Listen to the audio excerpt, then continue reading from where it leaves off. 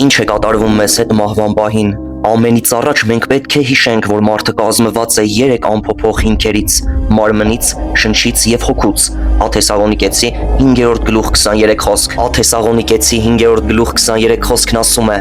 «Եվ ինքը խաղաղության Աստվածը ձեզ ամբողջովին թող մաքրի, ու ձեր ամբողջ հոգին, շունչը եւ մարմինը անարատ պահվեն, մինչեւ մեր Տեր Հիսուս Քրիստոսի գալուստը։ Մենք կարող ենք տեսնել եւ շոշափել մարմինը, բայց հոգին եւ շունչը ոչ։ Մեր հոգով կարող ենք ճանաչել Աստծուն, շնչով ինքներս մեզ, մարմնով մեզ շրջապատող աշխարհը։ Միայն Աստծո խոսքը կարող է հոգին եւ շունչը իրարից տարբերել։ Եբրայեցի 4:12 խոսքն ասում է.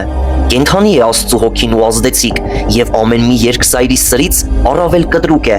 Այն թափանցում է միջև շնչի եւ հոգու, հոդերի եւ ողնածուծի բաժանումը, քննում է սրտի խոկումները ու խորհուրդները։ Երբ մենք մահանում ենք, շունչը եւ հոգին հեռանում են մարմնից, մարմինը գերեզման է դրվում։ Աստվածաշունչը նկարագրում է մահից հետո հավատացյալ մարդու մարմինը որպես ննջած վիճակում լինողի։ Գործք առաքելոց 7:59 խոսքն ասում է.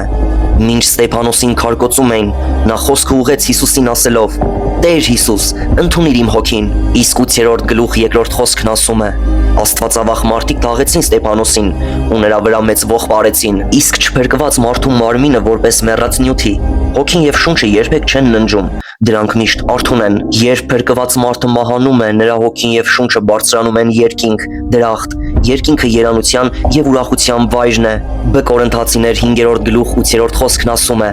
«Բայց վստահ ենք ու նախընտրում ենք այս մարմնից դուրս գալ եւ Տիրոջ մոտ մտնել»։ Իսկ Փիլիպեցի 1:21-23 խոսքերը ասում են հետեւյալը. «Որովհետեւ ինձ համար կյանքը Քրիստոսն է, իսկ մեռնելը շահ, բայց եթե մարմնավոր կյանքը իմ գործը պտղաբեր է դարձնում, ապա չգիտեմ, թե որը ընտրեմ։ Երկուսն էլ ինձ ձգտում են, հեռանալ այս կյանքից եւ Քրիստոսի հետ լինել, որ շատ ավելի լավ է։ Իսկ եթե մահացողը փրկված չէ, նրա հոգին եւ շունչը տեղափոխվում են դժոխք։ Դժոխքը ողբի եւ պատժի վայրն է»։ Ղուկասի ավետարանի 16:19-31 հատվածում մեր Տերը հստակ սովորեցնում է, որ մահացածները պահպանում են իրենց զգացողությունը եւ գիտակցությունը։ Նրանք գիտեն, թե ինչ է կատարվում իրենց շուրջը։ Անպայման կարդացեք այդ հատվածը։